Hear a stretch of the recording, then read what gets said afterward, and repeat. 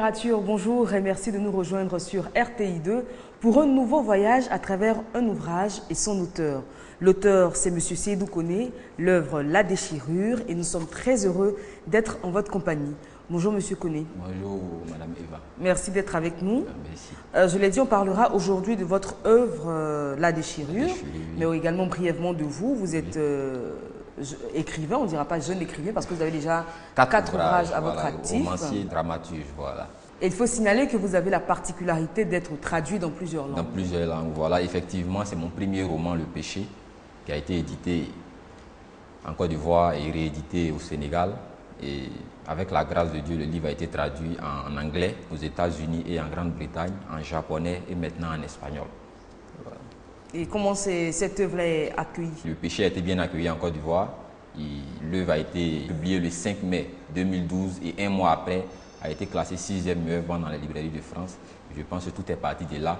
Mais il faut aussi dire qu'il y a aussi le soutien de certaines personnes qui permettent à l'œuvre vraiment d'émerger, notamment Isaïe Biton Koulibaly, que je voudrais saluer, qui est mon parrain, c'est lui qui gère ma carrière ici. Aujourd'hui, on va parler de La Déchirure, qui est un texte de théâtre.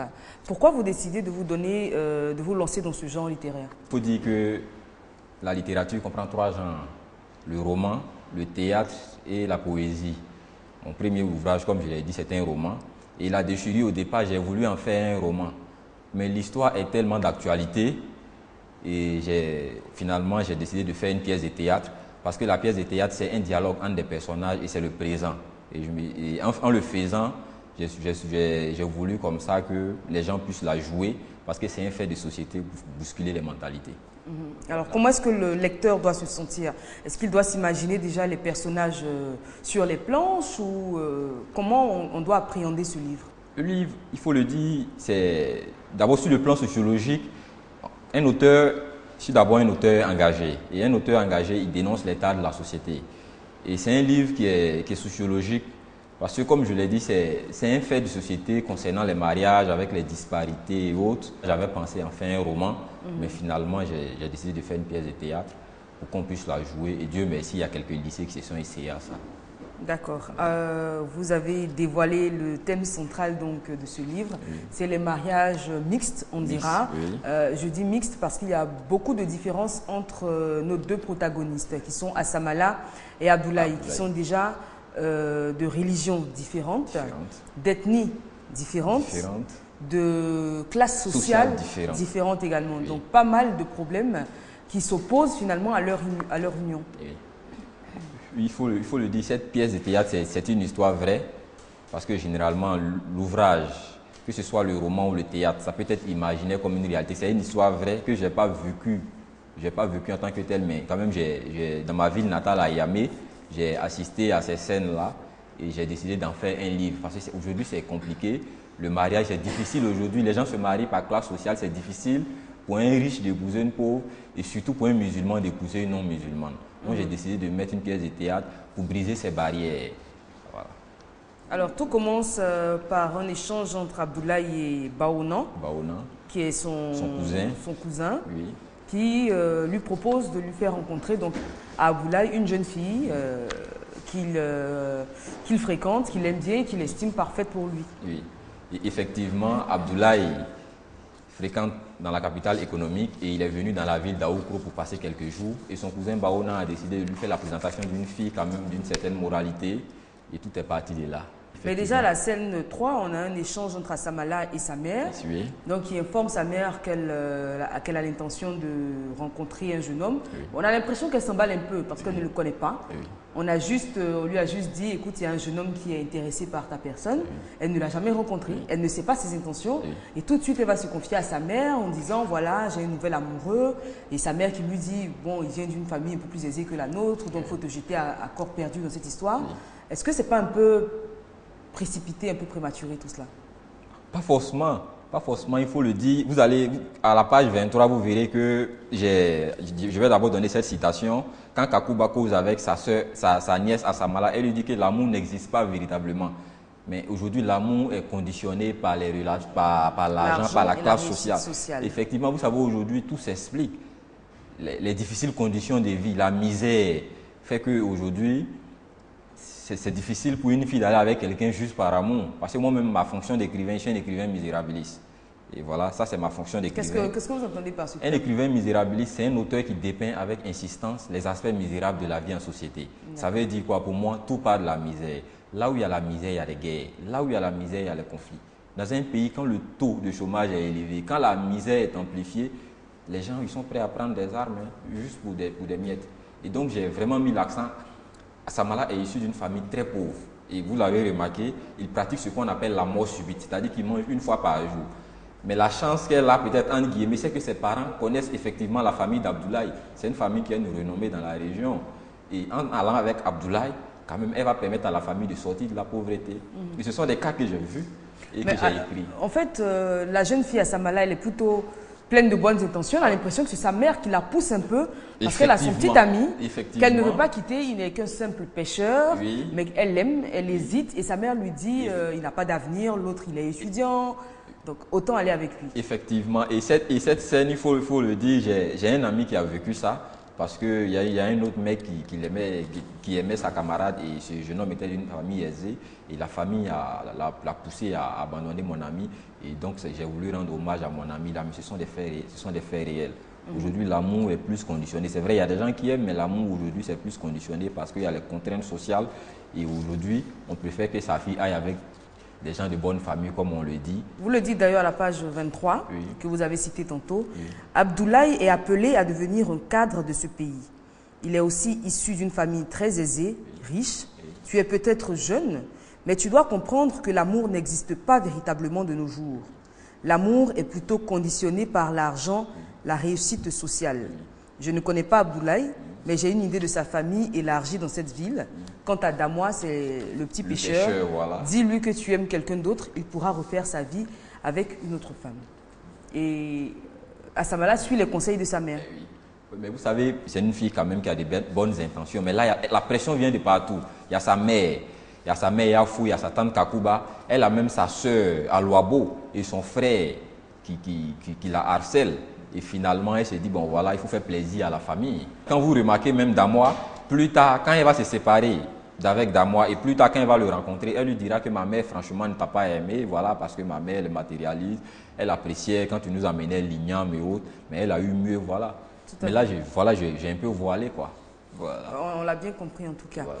Alors, Asamala donc, et Abdoulaye finissent par filer le parfait amour, ils apprennent à se connaître, ils se fréquentent. Tout va pour le mieux, on a l'impression, jusqu'à ce que la mère d'Abdoulaye rentre. Voilà, rentre en ligne de compte. Il faut préciser, parce qu'on a dit qu'ils sont de confessions religieuses différentes. Abdoulaye est musulman, Asamala est bossoniste. Moi, je suis né à Yamé, c'est à 20 km d'Aboissou, c'est chez les Agnis, donc j'ai un peu ces habitudes à Caen. Et les Agnis en général sont bossonistes, c'est-à-dire qu'ils adorent les fétiches. Et Abdoulaye est issu d'une famille très riche. Et Asamala est issu d'une famille très pauvre et ils ne sont pas de la même région. Abdoulaye vient du nord de la Côte d'Ivoire, Asamala vient du sud et ils n'ont pas les mêmes us et coutumes. Voilà. Voilà les trois différenciations. Ce sont toutes ces différences-là qui pourraient mettre un frein à l'amour, mais les deux, il faut préciser que les deux sont véritablement amoureux. Abdoulaye, on ne doute pas de son amour. Asamala, je suis un peu perplexe, d'autant plus qu'elle ne voulait pas vraiment de cette relation, qu'elle y a été forcée par sa famille. Est-ce que c'est pas vraiment visible à la lecture de l'œuvre, mais est-ce que Asamala est amoureuse d'Abdoulaye? Au départ, elle n'était pas amoureuse. Mais je n'ai pas voulu mettre l'accent sur ça. Au départ, elle n'était pas amoureuse, mais avec le temps, elle a appris à l'aimer parce qu'il était quand même poli, il la respectait. Voilà, maintenant, ce qui la gênait, c'était le comportement des parents d'Abdoulaye. Quand vous remarquez même, à Abdoulaye, on lui a proposé Massangé, la fille d'un avocat aussi qui est très aisée, pour lui dire, voilà, si tu vas avec Asamala, mais tu nous déshonores parce qu'elle n'est pas de la même classe sociale que toi. Voilà, on va te donner Massangé, la fille d'un célèbre et riche avocat. Voilà, parce qu'il y a l'honneur de la famille qui est là. Il refuse, arrogant être amoureux de Et vous savez aussi que dans ces cas-là, lorsque vous vous entêtez, l'homme s'entête à s'opposer à sa famille. Dans ce cas d'espèce-là, il a tout le courroux de la famille sur son dos. Voilà, c'est comme ça. D'où la déchirure, d'où la fracture entre Abdoulaye et sa famille. Alors justement, j'allais demander la déchirure finalement, elle est où? Parce que moi, je l'ai attendue jusqu'à la fin de l'œuvre, je ne l'ai vraiment pas sentie parce que il n'y a pas eu véritablement de rupture entre Abdoulaye et sa famille.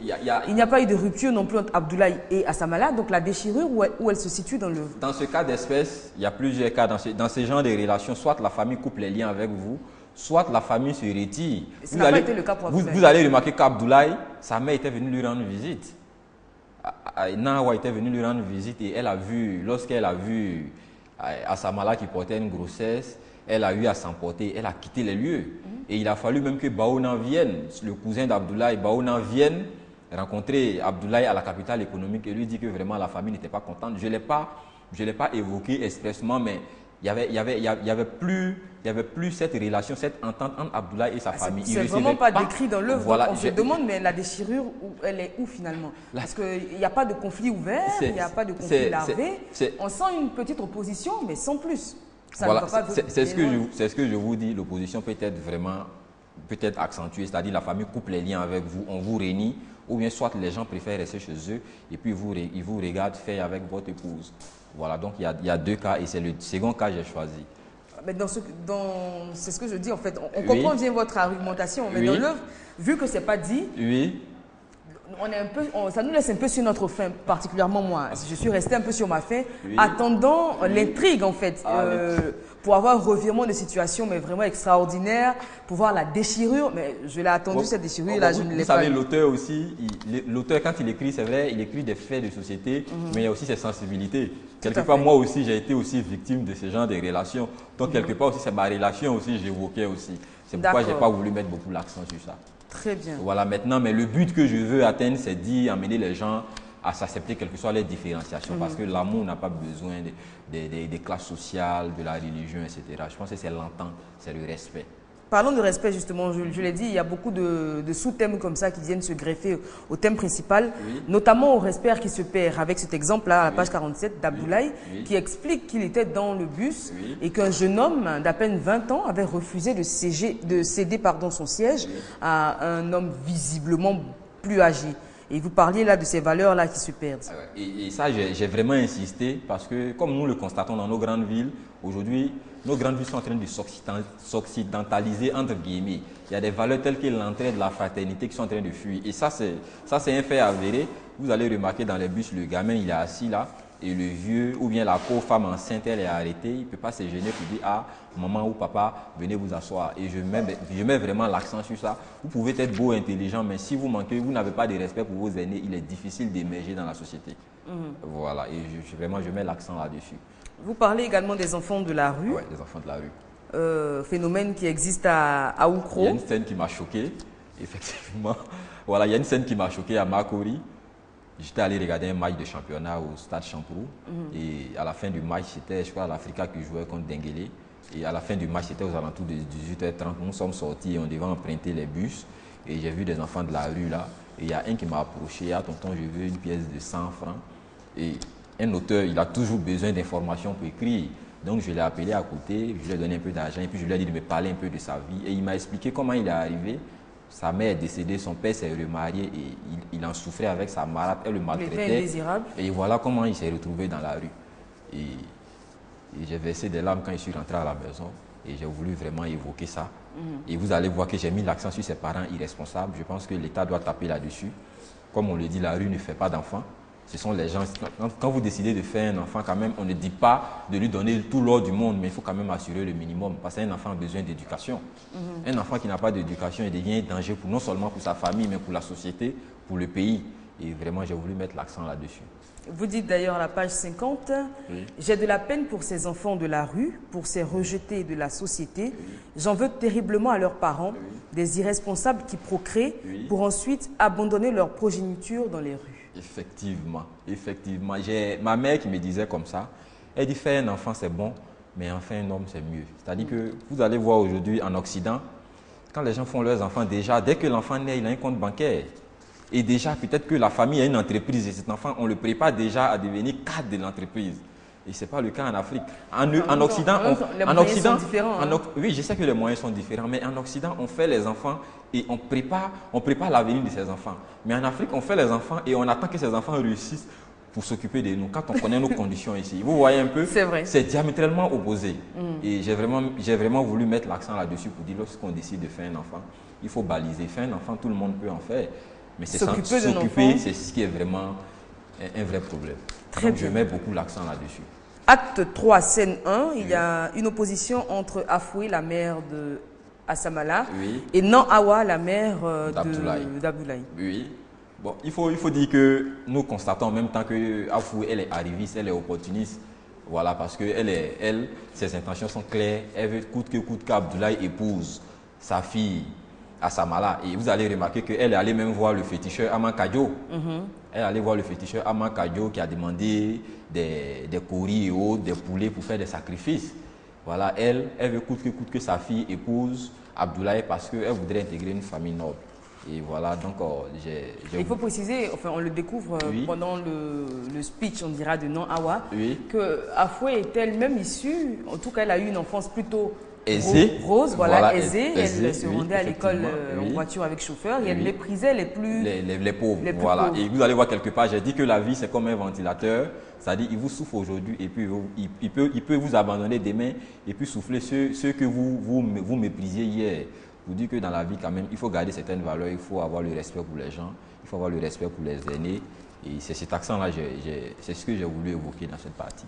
Un autre thème qui est abordé dans ce livre, c'est la culture intensive de l'EVA au détriment de nos cultures vivrières. Alors, très chers téléspectateurs, pour vous demander, qu'est-ce que ces sous-thèmes-là qui sont tellement variés, nombreux font dans cette œuvre, mais vous arrivez à les placer au détour d'une conversation entre deux protagonistes, et puis ça passe, on va dire ça comme ça. Donc, on revient donc à cette culture intensive-là de l'EVA que vous décriez. Et voilà. Et effectivement, merci. Et j'ai mon frère aîné qui fait de la culture d'EVA. Et c'était pendant la crise post-électorale. Et j'étais à Yamé chez moi. Donc à Yamé, c'est à quelques kilomètres du Ghana. J'étais allé rester auprès de la vieille. Et c'est là-bas que j'ai écrit La Déchirure. Et le grand frère me dit un matin, bon voilà, allons-y. Bon, arrête d'écrire. On va aller monte dans ma voiture. Nous allons à Crécy, un village qui est à 10 km d'Ayamé. On va aller prendre des plans d'EVA parce que je suis en train de faire un champ d'EVA. Et dans la voiture, l'EVA était à perte de vue. C'est-à-dire les gens détruisaient même les cultures vivrières pour faire de l'EVA. Et même quand vous prenez toute la région du sud, Komoué, Bonois, Samo, les gens ne font que de l'EVA.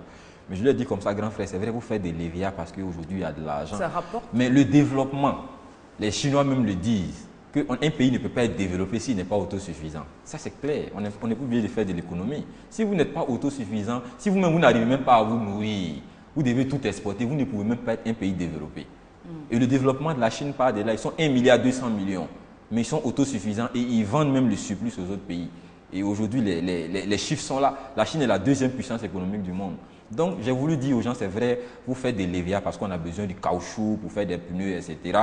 Mais il faut aussi mettre l'accent sur les cultures intensives. Et vous allez voir que j'ai même interpellé les gouvernants. Et c'est très, très important. Et vous remarquez... Finalement, c'est un peu compréhensible. Parce que quand on a une certaine parcelle, on va dire une certaine parcelle de terre, et qu'on sait qu'en faisant de l'igname, ça va nous rapporter telle somme, en faisant de l'EVA, ça va nous rapporter 5 fois plus, le calcul est vite fait, le choix également. Effectivement. Et ce qui est mauvais avec l'EVA, c'est qu'il détruit la terre, parce que c'est du caoutchouc. Lorsque vous faites de l'EVA, on ne peut plus rien planter sur cette terre. Imaginez un peu dans 50 ans, parce que c'est vrai, nous vivons aujourd'hui, mais il faut penser aux générations futures. Est-ce que vous voyez? Et nous, c'est ce qui nous manque en Afrique. L'Afrique, on ne voit pas sur le long terme, on voit sur le court terme. Voilà. Donc, vous le dites, page 60, il va falloir que les gouvernants sensibilisent les populations à pratiquer davantage les cultures vivrières. Notre beau pays n'atteindra l'autosuffisance alimentaire qu'avec les cultures vivrières. D'ailleurs, l'EVA appauvrit considérablement les terres cultivables. Nous pouvons prendre les grands pays de ce monde. Vous prenez les États-Unis, qui est la première puissance économique du monde. Ils sont premiers en blé. Ils sont premiers en blé. Mais si les États-Unis, ils n'arrivent même pas à s'autosuffire, ils ne peuvent pas se développer. Et c'est le problème des États africains. Il faut d'abord commencer par l'autosuffisance alimentaire. Nous avons des bas-fonds ici, on peut faire du riz. Voilà. Très bien, j'espère que votre appel sera entendu. Acte 3, scène 3, on a un échange entre Assamala et Assémian, son grand frère, à qui elle confie donc les misères que lui fait sa belle famille. Et elle est presque à bout, elle dit qu'elle n'en peut plus. Et son grand frère, comme ça, qui lui conseille de tomber enceinte pour piéger Abdoulaye. Et ça, c'est également une réalité. C'est une réalité. Et ça même, c'est un fait. Quand je fais les dédicaces, beaucoup de femmes viennent. Elles me disent que vraiment, elles ont vraiment souffert. Soit elle est chrétienne, elle est avec un musulman. Et au moment où il a voulu l'épouser, elle a rencontré des problèmes. Et ce sont des faits vraiment de société. J'espère que cette pièce-là va quand même briser les barrières. Et il y a un moment, Awa même qui propose à son fils de partir hors de la Côte d'Ivoire, en France, notamment précisément à Toulouse, pour continuer ses études, dans le but de l'éloigner d'Assamala. Ah oui, c'est clair. On a tout essayé pour éloigner Abdoulaye d'Assamala et on n'arrive pas. Et après l'obtention de sa maîtrise en droit, on lui dit, bon voilà, on va t'envoyer en France. Et en d'autres termes, c'est pour dire, on verra comment Assamala va le trouver là-bas. Donc voilà, c'est un peu ça. Mais le jeune homme, il faut le dire, il aimait franchement Assamala. Et il a refusé tous ses privilèges-là. Il est resté ici, il est devenu avocat et il a épousé Assamala. Elle a dit à la page 73, « Je suis convaincue que tu m'aimes énormément, mais tu ne peux pas te dresser contre presque tous les membres de ta famille. Je souhaiterais qu'on mette un terme à notre relation amoureuse. » Et c'est clair, vous savez, dans une relation, comme on le dit, dans une relation, vous pouvez aimer une femme, mais si déjà au niveau des parents, il y a des dissensions, il y a des oppositions, ce mariage ne sera pas béni parce que ce sont les parents qui bénissent le mariage. Et c'est dans ce sens-là, Assamala a demandé à Abdoulaye de ne pas se dresser contre sa famille. Très bien. Alors, l'acte 4, Abdoulaye, vous l'avez dit, a fini ses études, il est désormais un avocat. Il vit avec Assamala, ils ne sont toujours pas mariés. Il vit avec Assamala dans la capitale et puis ils reçoivent la visite de Baounan, celui qui a été voilà, à l'initiative de leur rencontre au début de tout. Et il y a une petite brouille, on ne vous dira pas tout parce qu'il faut vous laisser quand même, très chers téléspectateurs, du suspense. Mais toujours est-il que Baounan qui reproche à la mère d'Assamala de demander de l'argent à Abdoulaye. Elle lui demandait de l'argent pendant qu'il n'était qu'un étudiant. Et donc, il n'avait pas de moyens de subsistance, il n'avait pas de revenus financiers. Et ça, c'est fréquent également de ces mères-là qu'il faut interpeller, qui n'hésitent pas à demander de l'argent aux copains de leur fille. Ça ne se fait pas. Effectivement, ce sont des cas que j'ai vus, même si je n'ai pas vécu, que j'ai vus dans ma ville natale à Yamé. La femme, quand elle aime la jeune fille. Mais aujourd'hui, les parents ont fait que le matériel a pris le dessus. Et j'ai voulu vraiment mettre l'accent sur le comportement des parents pour les amener à changer. Voilà. Ce sont des faits réels. D'ailleurs, Afoué le dit, à la page 83, « Grâce à ma fille, la pauvreté s'est éloignée de notre vie. Je suis très fière de ma fille. Elle nous permet de vivre dans une villa qu'elle a fait construire. » Et c'est clair. Elle avait un but à atteindre et elle a atteint. Et aujourd'hui, elle vit aisément. Sa fille également vit aisément. Est-ce qu'on peut dire qu'elle a vendu sa fille ? Est-ce qu'on peut aller jusqu'à cet extrême? Bon, dire vendre sa fille, on peut le dire peut-être entre guillemets. Voilà, parce qu'il y a Après, sa fille n'est pas malheureuse, elle est dans un foyer où elle est, voilà, aucune mère ne souhaiterait que sa fille soit malheureuse. Hein. Voilà, vous positionnez sans mère. On dit, bon, il y a un président et puis il y a un planteur. Vous choisissez qui? Bon, à 99%, les mères vont choisir le président. Parce que l'argent même, parce que la misère même incite au mal. Comme je l'ai dit, je suis un auteur misérabiliste. Quand vous aurez la chance de lire Le Péché, vous allez voir que j'ai vraiment évoqué la misère. Parce que tous les mots de ce monde, tous les mots parlent de la misère. Et c'est comme ça, ce sont les contraintes sociales, c'est la pauvreté qui pousse souvent certains parents à se comporter de la sorte. Mais j'ai aussi voulu dire, il y a un non-dit, j'ai aussi voulu dire à la mère d'Assamala que la pauvreté n'est pas une source, c'est pas parce qu'on est pauvre qu'on doit forcément vendre sa fille. Qu'on doit perdre sa dignité. Qu'on doit perdre sa dignité parce que je l'ai dit, je pense que la pire des pauvretés, c'est la pauvreté de l'esprit. Si votre esprit est pauvre, vous allez mourir pauvre financièrement. Très bien. Voilà. Et d'ailleurs, la mère d'Assamala, Afoué, commence à devenir arrogante. Notamment envers sa sœur, parce que sa fille l'a sortie de la misère et ne respecte plus rien. Oui, vous savez, je suis musulman et il y a un verset dans le Saint-Coran qui dit que l'homme devient rebelle quand il se suffit. Et quand je lis ce verset coranique et je verse des larmes, et c'est comme ça, et c'est comme ça, vous savez, si vous n'êtes pas connu, vous ne pouvez pas vous faire voir. Mais quand voilà, elle a vécu dans la misère aujourd'hui, elle veut effacer certaines frustrations. Voilà, donc elle devient arrogante. Voilà. Très bien. Et pour finir, Assamala, on va le dire, hein, elle se convertit à l'islam. À l'islam. Pour entrer dans les bonnes grâces de sa belle famille. Oui. Alors, est-ce qu'elle va se faire épouser? Est-ce que ça va réussir? Ça, on vous réserve la surprise si vous lisez l'œuvre, La déchirure de Seydou Koné. En tout cas, je voudrais que vous reveniez sur la conversion d'Assamala. D'Assamala. Il faut le dire, là, je l'ai fait sciemment pour qu'il y ait de l'espoir parce qu'aujourd'hui, il est vraiment difficile pour un musulman d'épouser une chrétienne ou une bossoniste, ou bien pour une musulmane d'épouser un non-musulman. C'est vraiment difficile. Et là, la condition, vous allez voir que Baouna a insisté pour que Assamala devienne musulmane et qu'elle emprunte le nom Aïcha.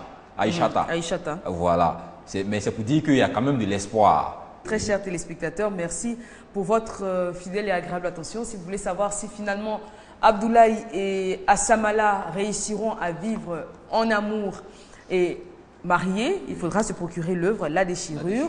Juste le temps pour moi de vous dire encore une fois merci. Je vous laisse en compagnie de l'invité pour son dernier mot. Je voudrais quand même remercier quelqu'un qui m'aide dans ma carrière, l'écrivain Isaïe Buton Coulibaly. Et il faut dire que ça fait 5 mois, le livre a été réédité au Sénégal, au NENA. Et grâce à Isaïe Buton Coulibaly, après avoir été réédité au Sénégal, il est vendu au Canada et en Allemagne. Je voudrais aussi remercier aussi mon oncle, Amadou Koné, qui a écrit les phrases de Binto. Grâce à lui, l'œuvre La déchirure est étudiée dans l'université américaine dans laquelle il étudie. Remercier des gens comme Aurel King, des connaissances à mon oncle, le ministre Bandama Maurice et tous ces gens qui m'aident.